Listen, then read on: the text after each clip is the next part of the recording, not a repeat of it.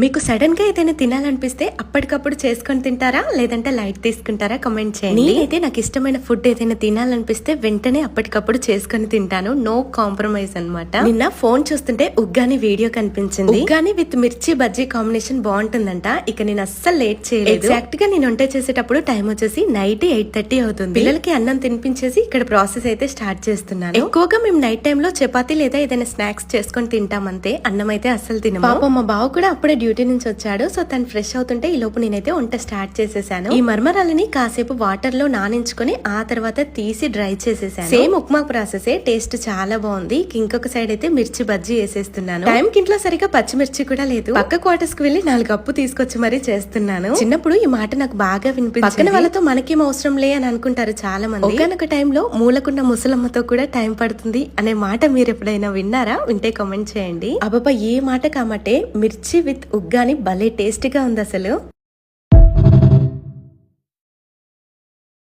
మీకు సడన్ గా ఏదైనా తినాలనిపిస్తే అప్పటికప్పుడు చేసుకొని తింటారా లేదంటే లైట్ తీసుకుంటారా కామెంట్ చేయండి. నేనైతే నాకు ఇష్టమైన ఫుడ్ ఏదైనా తినాలనిపిస్తే వెంటనే అప్పటికప్పుడు చేసుకొని తింటాను. నో కాంప్రమైజ్ అన్నమాట. నిన్న ఫోన్ చూస్తుంటే ఉగ్గాని వీడియో కనిపించింది. ఉగ్గాని విత్ మిర్చి బజ్జీ కాంబినేషన్ బాగుంటుందంట. ఇక నేను అస్సలు లేట్ చేయలేదు. ఎగ్జాక్ట్ గా నేను వంట చేసేటప్పుడు టైం వచ్చేసి నైట్ 8:30 అవుతుంది. పిల్లలకి అన్నం తినిపించేసి ఇక్కడ ప్రాసెస్ అయితే స్టార్ట్ చేస్తున్నాను. ఎక్కువగా మేము నైట్ టైమ్ లో చపాతీ లేదా ఏదైనా స్నాక్స్ చేసుకొని తింటాం అంతే. అన్నం అయితే అస్సలు తినము. పాపం మా బావ కూడా అప్పుడే డ్యూటీ నుంచి వచ్చాడు. సో తను ఫ్రెష్ అవుతుంటే ఈ లోపు నేనైతే వంట స్టార్ట్ చేసేసాను. ఈ మర్మరాలని కాసేపు వాటర్ లో నానించుకొని ఆ తర్వాత తీసి డ్రై చేసేసాను. సేమ్ ఉప్మా ప్రాసెసే. టేస్ట్ చాలా బాగుంది. ఇంకొక సైడ్ అయితే మిర్చి బజ్జీ వేసేస్తున్నాను. టైం కి ఇంట్లో సరిగా పచ్చిమిర్చి కూడా లేదు. పక్క క్వార్టర్స్ కి వెళ్లి 4 కప్పు తీసుకొచ్చి మరీ చేస్తున్నాను. చిన్నప్పుడు ఈ మాట నాకు బాగా వినిపించింది. పక్కన వాళ్ళతో మనకేం అవసరం లే అని అనుకుంటారు చాలా మంది. ఒకనొక టైంలో మూలకున్న ముసలమ్మతో కూడా టైం పడుతుంది అనే మాట మీరు ఎప్పుడైనా విన్నారా? వింటే కామెంట్ చేయండి. అబ్బా ఏ మాట కామటే మిర్చి విత్ ఉగ్గాని భలే టేస్టీగా ఉంది అసలు.